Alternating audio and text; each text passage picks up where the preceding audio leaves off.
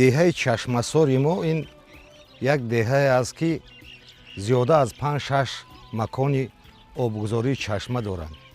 ман дар давраи кӯдаким як вақт дар бораи ҳамин деҳа як шеър монда будам, ба ёдам омад 4 мисрааш.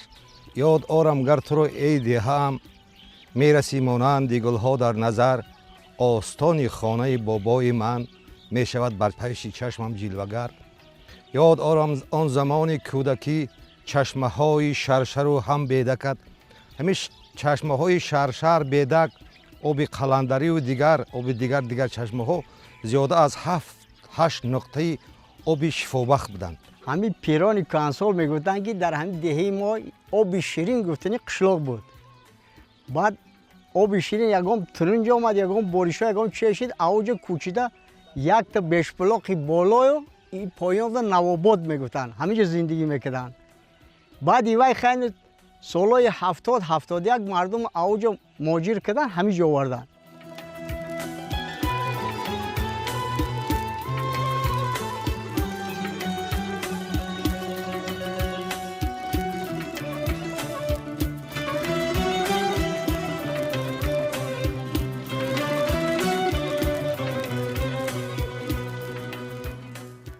хоки кулоли мо алоҳида вай дорем.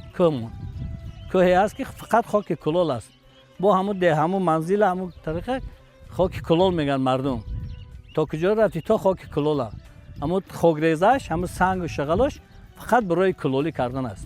модуромон мекарданд, мо хай дар ҳамин мо дидагем, дар пур мемонад, пур меган. вай вақти ба лой тиёр мекунанд, чӣ мекунанд? ҳамун ранги лой дар тиги хок монда, пур мемонад, вай чандшумону чанд рӯз ҳафтаҳо қити мепурзонданд.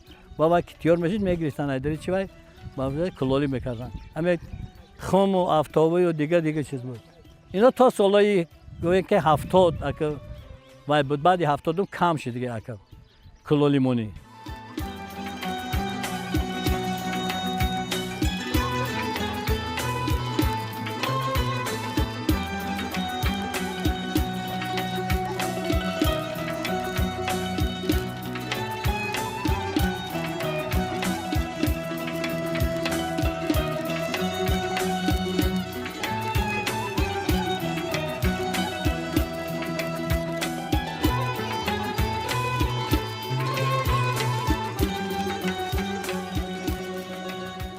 мактабе ки мо мехонем солҳои пеш кушида омаданд. падарои мо соли 1970 инҷо обод шуда ки соли 73 мактаби ҳаминҷара 4 симхона ба тариқи лой ҳашари мардумӣ обод карданд. симхона ҳамагӣ 4 симхона буд. маҳалла кам буд. ҳамагӣ то 80 ё 100 нафар истиқоматкунанда дошт. ҳамин деҳаи бешбулоқ гӯем, ҳозира Чашмасор. баъди солҳои 70 ин ҷониб мардум баъд писарошон хона гирифтану ҷо карданд. мана то ин ҷониба ҳазор бо шукр зиёда аз 400 аҳолӣ дар ҳаминҷаст. симхонаҳо набуд. симхонаҳоро бо кӯшиши ғайрати ман ҳамин ҷавонони ҳамин маҳал бо дастгирии мардум баъд чандин симхонаҳои иловагӣ сохтем.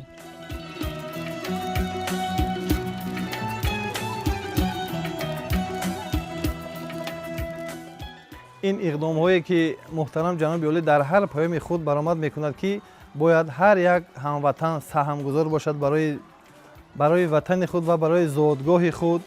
ин мардумам мардуми Чашмасорам азму ирода намуданд ки дар зери суханҳои пешвои муаззами миллат бояд ҷой дошта бошанд ва бояд ҳар сухане ки ҳар таъкиде ки ҷаноби олӣ бар халқи миллат мекунад, мо ҳам азму ирода гирифтагем ки аз ҳамин гуфтаҳои муҳтарам пешвои муаззами миллат бархурдор бошем ва дар сиёсате ки роҳбари тоҷикони ҷаҳон пеш гирифтааст, мо ҳам он сиёсатро бевосита дастгирӣ менамоем.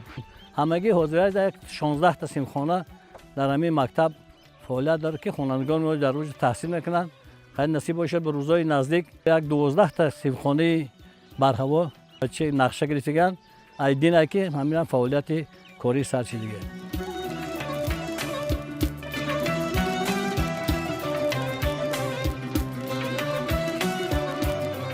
шахсе китоб мехонад, ӯ донишманд аст, ӯ оқил аст. беҳуда намегӯянд ки китоб сарчашмаи донис аст ё ки китоб қувваи бузург аст. китоб одамро доно мекунад. китоб одамро ба як дараҷае мебарад ки симои инсонӣ худро таҷассум мекунад. чунки мегӯяд одамият, эҳтироми одамӣ бохабар шавад аз مقام آدمی انسان رو پرورش میکنه. توی 2 سال است که اشتراکچی آزمون‌های جمهوریوی میباشم. در آزمون جمهوریوی فروغ صبح دانایی تا سطح جمهوریوی اشتراک نمودم. همچنین اشتراکچی المپیادای فنی از فن زبان و ادبیات تاجیک میباشم. سال گذشته از فن مذکور در المپیادای جمهوریوی اشتراک نموده در دور جمهوریوی آزمون سزاوار جای سوم گردیدم. همچنین همین سال در آزمون اشتراک نموده در جمهوری باز سزاوار جای سوم گردیدم. میناداری خود را به اساسگذار صلح و وحدت ملی پیشوای ملت محترم امام علی رحمان میرسانم که بهره‌مان نورسان و جوانان چنین آزمون‌ها را پیشکش نمودند که باعث روح بلندی و همچنین بلند گشتن سطح دانش، ذکاوت و ملکه ما خوانندگان می‌گردد. بنده سال دوم است که در آزمون جمهوریوی فروغ صبح دانایی اشتراک می‌ورزم. سال گذشته در ناحیه سزاوار جای سوم گردیده به ولایت راه خط یافتم. امسال باشد با همراهی استادانم و این آزمون با تیاری جدی ایستاده‌ایم. من می‌خواهم امسال در آزمون جمهوریوی فروغ صبح دانایی کتاب است سزاوار جای نمایان گردم. با تشبث و دستگیری من همین اهل دهه جوانان دهه امروز دهه ما روز با روز آباد شده ایستاده است. ناگفته نماند که در این دهه زیبا منظر چشمسار ما بنگاه نوی طبی و میدانچه‌های ورزشی خب دیگر انشاءات‌های عظیمی که برای اهل دهه ضرور است پیدا شده ایستاده است. ما امروز ساکنان دهه چشمسار عزم و اراده گرفتیم که طبق سپارش‌های و تاکیدهای پیشوای معظم ملت در دایره جشن بزرگ 35 سالگی استقلالیت دولتی جمهوری تاجیکستان انا راه بین دهه را 2 قبت در درازی 1.5 کیلومتر از شاهراه تا بالای دهه 2 قبت اسفالتپوش نموده این اقدام بزرگ را با اهل دهه به اتمام رساندیم. در طول 2 سال اخیر یک بنگاه طبی بود که آن را به مرکز سلامتی برگرداندیم، یعنی در جای بنگاه مرکز ساختیم. این هم باشد با عزم و با سهم محل با حشر دستجمعانه از مردم دهه از خرد و کلان دهه در طول 6-7 ماه این هم ساخته به استفاده دادیم که در افتتاح این به واسطه حکومت جمهوری تاجیکستان از نمایندگان حکومت از نمایندگان ولایت ختلان آمده اشتراک کردند و باز هم باشد در کارهای آبادی دهه نقطه آبی آشامیدنی که است تخمینا درازی 1.5 کیلومتر است. قبورهای آبگذر پورا عوض کرده شد. از قبورهای فرسوده که بود با قبورهای نو و زمانوی پلاستیکی عوض کرده شد. در طول 2 سال اخیر یک چند ترانسفورماتورها نصب کرده شد. یک چند سیم چوب‌های سال‌های پیش که بود سیم چوب‌های چوبی که بود با سیم چوب‌های بتونی آهنی و ناخیل‌های نو عوض کرده شد. امروز راه‌های ما راه‌های پیشتر نیست. پیش مردم با حیوان‌ها سوار شده آب می‌آوردند. خب زمین کشت می‌کردند. مقصد اساسی اهل دهه ما پیش وظیفه‌شون چرواداری و زراعتچی بود. من همین خیلی می‌بینم که در همین دهه ما زیاده از 140-150 خواجگی دهخانه ارز وجود کرده باشد. همین خواجگی‌های دهخانه کشت کردند با واسطه همین تکنیک و مکانیزم‌ها. امروز ما فخر می‌کنیم که در این دولت صاحب استقلال زندگی کرده و حیات برده ایستادیم. سال پیشتر راه هم سنگوار بود، راهروی قیم بود، خوانندگان هم مکتب رفتند، روزهای وزبینی بسیار داشتند. هزار بار شکر به استقلالیت جمهوری تاجیکستان شکر پیشوای ملت دستگیری می‌نویسد. این روز همه راه‌ها نه چقدر که فهموندن 2 کیلومتر راه قریب اسفالت پوشیده که 2 مرتبه 2 سال پی هم اسفالت کردن. سیم چوبای دهه را علیش کردیم. آب نوشاکی ما که به کلین خطایی گفتیم آب نوشاکی برای مردم و حسابی 2 کیلومتر آوردیم که در هر خانه ولی چمک آبریزی است استفاده میبرند. همین کارا به دستگیری همین جوانان دهه بود و همین کمیته محله. من بنگاه طبی مونم خیلی یک ماه پیش از طرف صاحبکاران و جوانان به اتمام رسید. با آمده از طرف حکومت ناحیه و از ولایت کشاده دادن. این هم فخر همین دهه ما است. 6 تا مثال اتاقای کاری است با یک پدول برای ذخیره کردن مثل داروواری و مثل حجت گذاری وای است. شکر به همه چیزای تجهیزاتش وای است.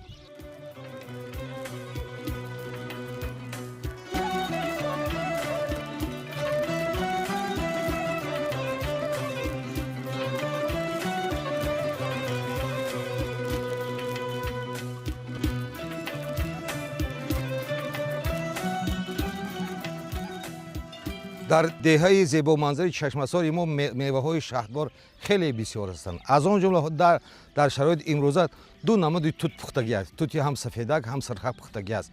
مردم زیبامنظر دهقان زمین انم چشمسار تا به امروز علاوه در حولی‌های خود در زمین‌های خواجگی دهقانی خود کارتوشکا، پیاز، لبلبو و دیگر چیزهای میوه را کیش کردند. علاوه در زمین‌هایی که خواجگی‌های دهقانی هست، نوک هست، گیلوس هست، سیب هست، مرود هست و دیگر میوه‌های شادباری زندگی دهه چشمسار وجود دارد. الان که پختنش فقط همین توت سیاه، توت سفیدک و پخته است. بعد نمود گیلوس، پیشپزک، گیلوسای پیشپزک بوده. دیگه همش عین همین وای اومدگی ببار اومدگی ممکن به ماهای نزدیک تا همین آخرین ماه همین میوه وای میکند پخته میرسد. همین نمود میوه در دیگه هست. سیب هم است، انار هم است، زردآلو است، گیلوس هم است، آلوهای سیاهی که برای خانه استفاده میبرن، کمپوت میکنن. یا امرویو است. زردآلو رو شپانده قاق میکنن برای استفاده بردن همین زندگی پیش بردنشان. قشلاق داشتی فقط همین خاطر نگاه میکنی. خیلی داریم مال و حال داریم، متکاری داریم، چیه که کنیم هدش میبریم. اینا پامیدار میکنیم که همه چی هدش میکنیم، پامیدار میکنیم، کارتوشک، زنجبیل، لبلبو، کدو چیه که هر در خاطر میکنیم. ما خاطر به همین بازار هم کشیم. تا میری بازار میم ایداری خاطر میگیریم حاصل خودمون. با مزهش دیگه خیلی کورش دیگه با مهنت خطه و مهنت حلال خود. این در کار میشتی میری در بادرنگ پامیدار میچینی میری براحت خورده میشین یک میفورته. یک طرفش میخره از یک طرفش با میفروشه. با جای وید کار میکنه، جای وید پولی وید باید چی دیگه میگیره. امروز شرایط دهه به نهایت خوب است. چه خیلی شرایطی که در مرکز ناحیه و در مرکز شهرها که هست قریب که 60-70% همون شرایط ها را همین دهه چشمسار دارد و در ساحه دهقانی باشد، در ساحه باغداری باشد، چارواداری باشد به نهایت خوب است. چاروای کلان هم هست، میده هم هست. از جهت شیر و چکه جرگاتی که هست خیلی که محصولات های تازه است، محصولات های به نهایت خوب اکولوژی که هست، هم بر سلامتی انسان فایده آور است و هم بر اقتصادیات دهه فایده آور است که تخمین یک 70-80% که زیادتر از آن همین شیر، چکه، جرگات مردم چشمسار دسترس است و انا مقصد از دیگر از خریداری از بازارها شاید که کلان نباشه در همین دهه، چون که درباره چارواداری خیلی تجربه خوب دارن از نسل‌های پیشی که هست، از همون کلانسالایی که پیش وقتا که در همون کوه‌ها بودن، قشلاق کنه که بود بیشپلاخ که چشمسار دگش، همون انعنه و همون رسم و آیینی که بود تا حال بر نسل جوان از پدرامون، از باباهامون، از همین پیرای کار، از ماماهای یعنی مادرهامون همون رسم و آیین تا حال باقی مانده شدگی است.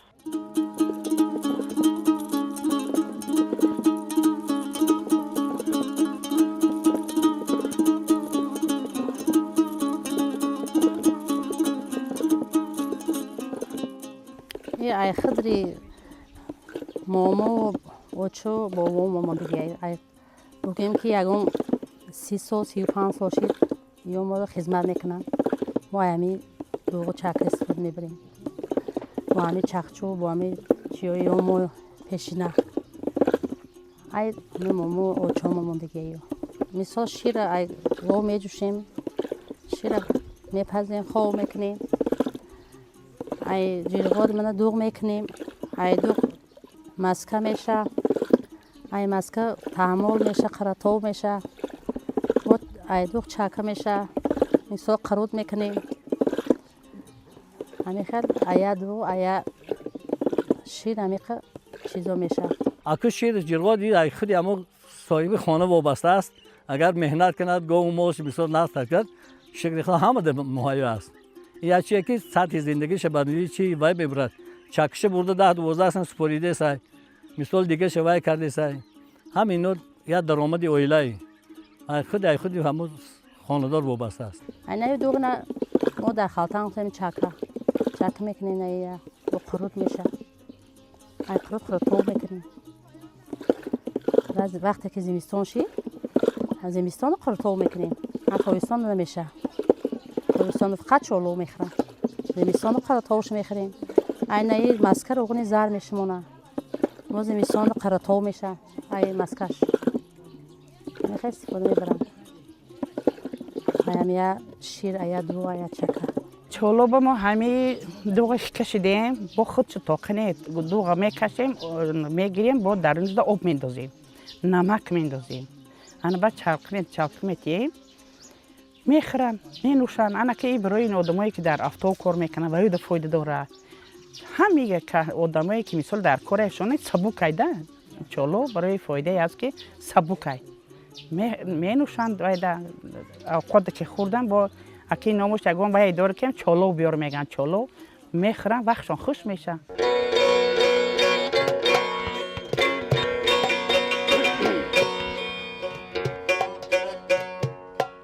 نام باشد دیه ما را چشم سار در لبی هر چشمه سه برگزار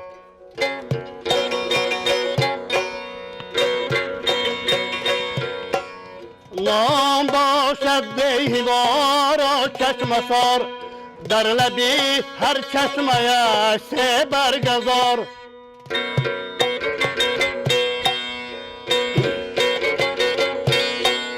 هر که نوشد آب از یک چشمهش می شود مفتون آب این دیار می شود مفتون آب این دیار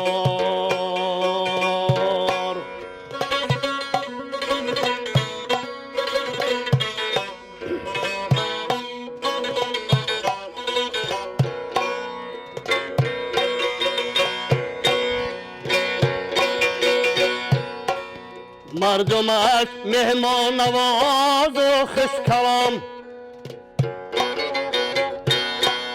میدهد خرد و کلان با هم سلام شیر مردان بهری آبادی دیار سم گذارند با دعای مادران شیر مردان با دعای مادران سم گذارند با دعای مادران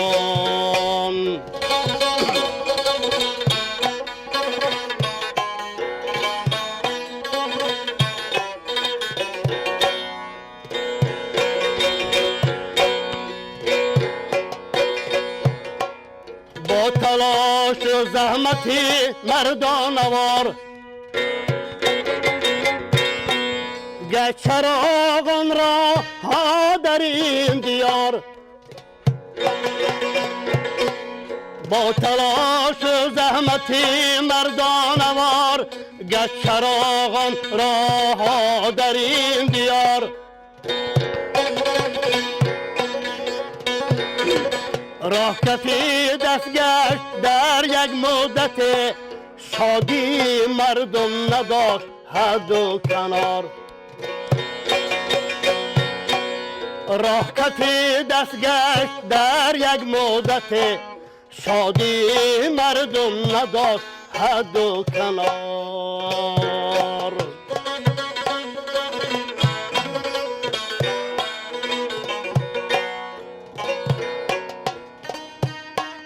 چون جوانانش همه با افتخار مصلحت آمیز می بردند کار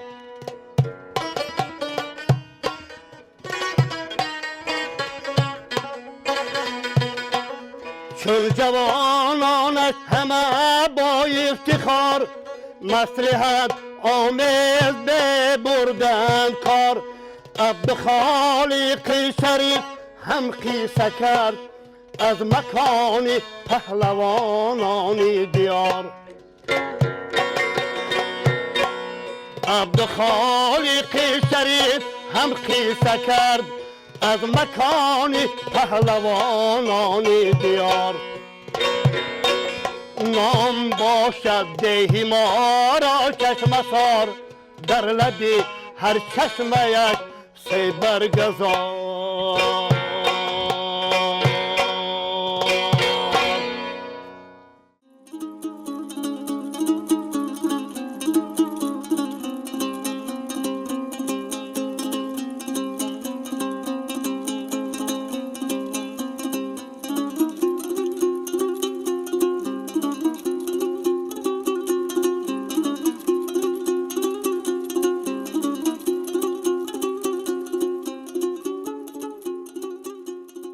ما این خیلی حوله تو داریم و هر سال اینی تو شیرینی میکنیم برای نمی سلامتی، برای نمی فرزندو میسازن شیرینیش میتین تو چی وایش قاق میکنیم و این برای نمی کسلیای نمی سلطو هم خیلی میکنیم تا تمام شدنشان کده جوشانده ایده گرفتن میگیریم میتیم شونم سلامتی فرزندو میخرن سریو همیشه که وایده میتیم شون پیششون بروردن میگیریم. اگه شیرینی در ایام دوره کودکی ما به یاد است که در همه خانه‌ها استفاده می‌بردند. مادرای ما همه وقت توتی که سفیدک توت سیاه یش نو برآمد پیشتر توتی سفید بود. همین توتی سفید در همه خانه‌ها برای منم کسلیای مثال سلفه میگیم یا یک چی گزک است برای قرتک و ایله. ایام دوره قدیم ماندگار شیرینی را هم وقت استفاده می‌بردند. بله و خیلی گریته خاک کردنش هم استفاده می‌بردند. توتی خاک میگن توت میزه که ملاذی خود میگن اینا رو همش استفاده می‌برن مردم. با ما میچینیم میرم میشویم میگیریم با در تازهش میکنیم میارم با دیگ میندازم ویر میجوشونم گشته ویر میجوشونم با ویر میگیرم همیشه اوی ویر با گشته تازه که در دیگ میندازم با گشته میجوشونم شه چیق میجوشه با خودش خیلی تیار میشه میبردارم با میگیریم شه با همون با پگا با همون خیلی کمی تامر زمین ریخته حیف شیدن با کدن میگیریم خیلی همین گوده کم میخوره آدمی دیگه میخورن خشت گرن فرزنده رو.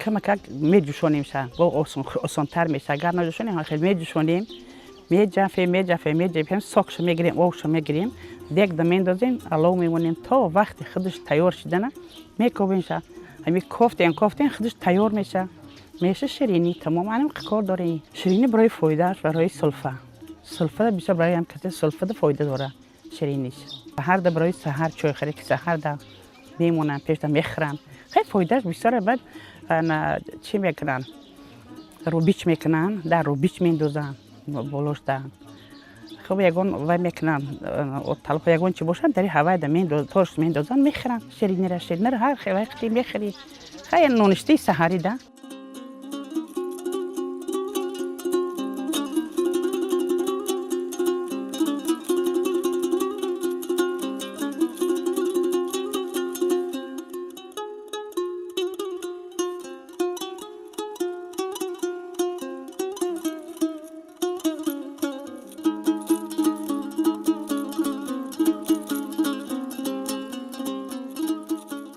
اکه ای اولی چی آمدگی دور امی پیشم یا کی ویم در معرکه ها در همه جا در تویا به ای ما معرکه رو وای نمیکنیم همه وقت کمتر معرکه چم کی شوه در او همینونی تنکچه میکنیم با اوقات با این کلوی میگن شکرو همه یه جایی میشیم کلوی میکنیم همیشه باید چیاره جشن میگیریم در ایدو میکنیم مارکودا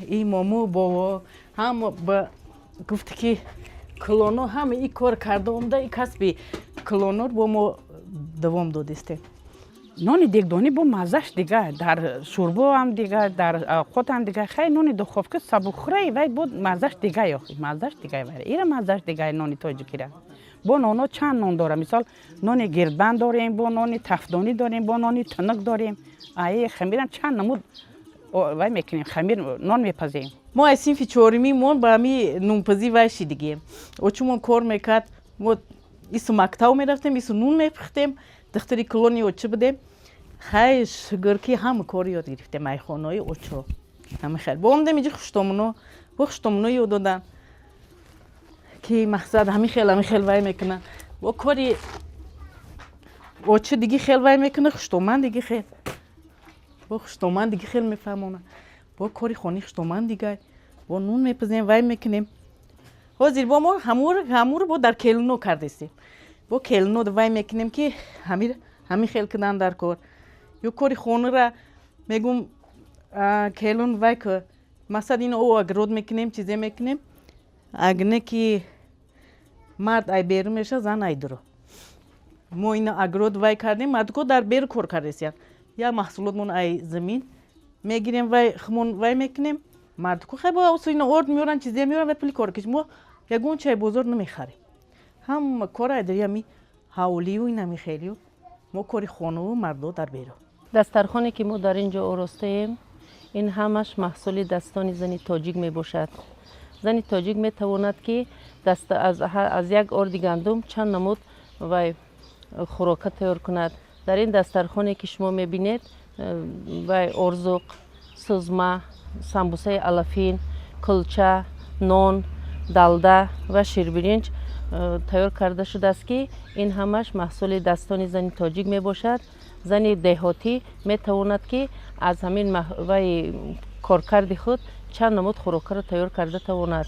ما در وقتی در تابستان برای ذخیره زمستان از پامیدور و چی بنکه تیار میکنیم که این محصولی تیار کرده سال گذشته می باشد. در روزهای نوروزی چی با ارایش سمبوسه بولیشکا سمبوسه الفگی بولیشکا پیراشکای الفین تحمل و شیر برنج دلده ارزو کلچه نون کوشش میکنم که در روی دسترخوان همیشه آرایش‌های زیبایی مهنتی زن‌های تاجیک در روی دسترخوان باشد. اگر زنی که هنرمند باشد روی دسترخوانش همیشه از هنرهای زن زیبا میتونه. خب باز در وقت تابستان کوشش میکنیم که ذخیره زمستان را از بنک‌های زیروی کمپوت ورینی یا را برای زمستان خودمون ذخیره کردن. زن هنرمند باید همین کارا رو برای زمستان ذخیره کرده مونه. ما همی یاشوا رو کوشش میکنم که همی مردکاشونه یا که همی بچه‌هاشونه در می چی غم نتیان. همه چیزشون اسریف میکنن. همی خیلی قدری مردکه یا که کلونو رو بدونن. ما اینا صاحبی 10 نویره شدیم و یک بچه و دخترو هم خانه‌دار کردگی ما همی قوی کردیم حاضر ما لعنت از مردک شنویدگی نیستم. گو دارم مال دارم وای میکنم بچنی مردک با یاردم میرسونمش که همی خودش دست تنهایی نکنه.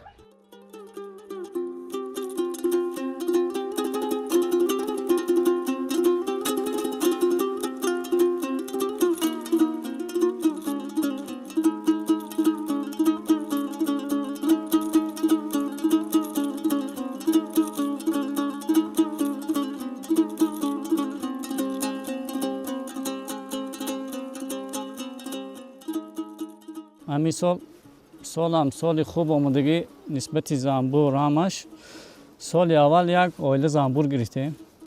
خیلی 2 سال 3 سال همون یک آیله قطعی کار کردیم. این چنانه که خودتون شاهده میبینید زیاده از 100 آیله زنبور داریم حاضر. بسیار یک شغل خوب است. ساحه درآمددار. من این سال هم بسیار طبیعت خوب که آمدگی ما در زنبورا کار خوب کرده ایستادم. من گردی گل خیلی همش نقص زنبور خوب کار کرده ایستاده است. قریب 70-80% زندگی من همین ساحه زنبور پروری است. بسیار هم یک شغل خوب است، ساحه درآمددار. خیلی در همین ناحیه اکثریت آدم‌ها آمده از حال منخای میبرند.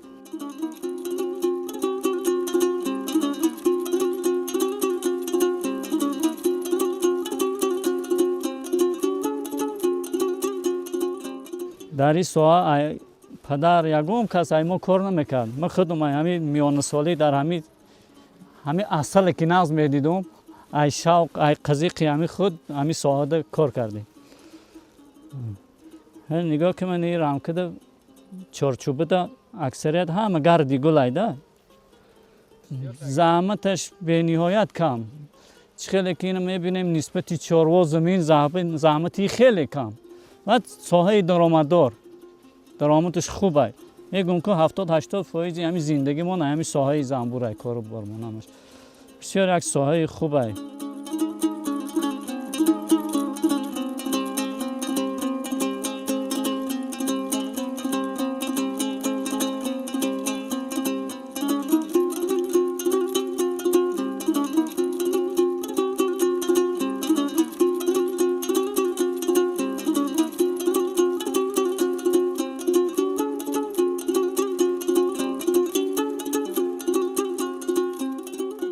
ҳай ҳунара учима тӯли 26 сол мешавад ки ин ҳунари қуроқдӯзӣ мекуна. Хурд будем, ҳами зиндагиш ҳами қити пеш бурд.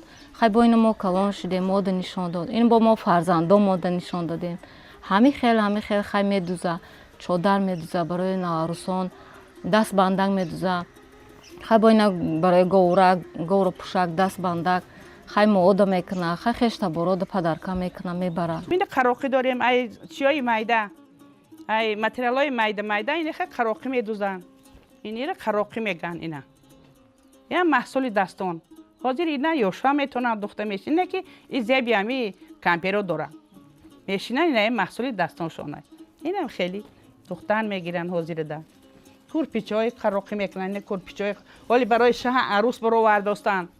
شه عروس میپرتاین در وای زمین میپرتاین شه عروس راست میمونن چادر رو برآمده این برای بالای دیوان اینا رو بالای دیوان کردن این ایشه باشه خیلی چادره برای چادری کورپا برای چادری عروسی میکنن برای کورپا ها میکنن این برای کورپا تاری کورپا میپرتاین اول با چادریش است مود نشون داد اینا که ما دختران مود نشون داده همین خیلی اویلوی دوام داده استیم اینا ما کلن خیلی خواهرم خیلی میدوزیم یعنی چی کسبی دستی و چما گرفتیم دخته استیم اینا کوکل میکنه های مهره میبوفه با اینی کستم چا میدوزه بالیش میکنه کورپا میکنه کورپای کلون میکنه همه هنر دستی و چما خیلی ما هم تی دستش گرفتیم دخته استیم میدوزیم همه پرتافته شد همه آزاد شد اینه که از نه با برقرار شده است اینا ما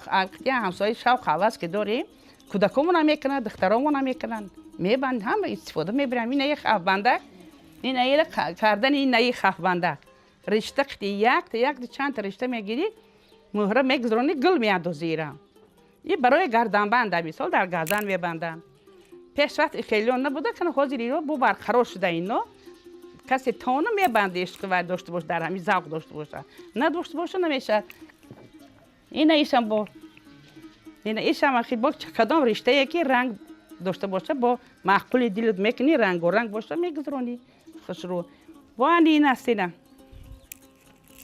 در گردن میبندی اینا واسه همه این هنرهای تاجیک مردم ما است همه این هنرها استفاده میبره محصول دستان است مثال از روی این نان میخری میبری میفروشی سودا میکنی چی بیای میکنی خیلی میدوزم همین خانه دا خیلی وقتی که مقصد چه که میری که بازار میخری وای چه که خودت به دست خودت میدوزی او خوبتره کوکلا اول دشوار شد خیلی اوچنده با استا یاد گرفت مهراشا میگذارون بانشا میتوان با مهره میگذارون های سوست همیم چی شد دستش دوره شد. همسایه‌مون آوردن میره، همسایه‌مون هم خیلی بفتیس است. این 8 بودم.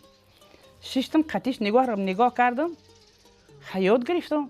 این مهره را، این پیچاندن این مهره را، این همیرا همشه یاد گرفتم تا چند سالا را همین خودم میکردم من میرم. وقتی با این جامعه نگاه میکنم همسایه هم خیلی کارساده. من گفتم خیلی رو میتونستم این هنر گندگی نداره. عروسا رو به چولبن روان نمیکردن. چولبن میکردن 3 تا میبافتن عروسا ده. همه رو 3 تا کرده میبافتن 2 تا اینجا 1 تا عقب ده. یعنی خیلی مالا رو میکشیدن، تاقیا رو میماندن، عروسا میبردن. این اصلا برای عروسا است. عروسا ده همه رو میکردن میبردن. حالی که نیست که حاضر زمان برآمد، حاضر همه اینا دخترکا چولبندق میکنن، مکتب میرن، هر یک نوروزیش رو همه حساسی همه میگیرن، باید میکنن، استفاده میبرن.